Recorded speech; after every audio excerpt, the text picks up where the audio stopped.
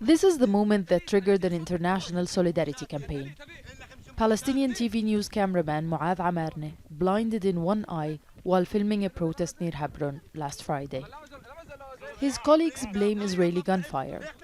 Israel's border police deny targeting the TV journalist and released this video, saying police used only non-lethal means to disperse the crowd demonstrating against Israel's land confiscation. Amarneh was so badly injured he's lost his left eye, and doctors say a piece of metal might have to remain lodged in his skull. Removing it could cause irreversible damage, they say. I was standing away from the protesters and away from the army. I was taking cover and was surprised by something hitting me so hard that I couldn't feel my head. His wife WALAA says her family burden has increased, dividing her day between taking care of her 2 children and visiting her injured husband in a hospital in Jerusalem. My daughter is very attached to her father. When she first knew he was shot, she put her hand on her heart saying, "Was my dad injured?" Then she disappeared weeping. Palestinian journalists started an awareness online campaign that went viral to highlight what they say is targeting the journalists by Israeli forces. A demonstration in Bethlehem in solidarity with the injured journalist turned violent when the Israeli army dispersed the crowd.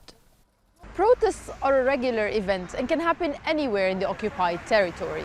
Safer places are not always available. And sometimes, to tell the story, journalists find themselves becoming a part of it. While Amarneh's plight is in the limelight, many other journalists are nursing injuries without the same attention. ATTIA DARWEESH is a freelance news cameraman in the Gaza Strip. He was hit by an Israeli tear gas canister last year while covering protests on the border between Gaza and Israel. He says he partially lost vision in one eye and is having hearing difficulties.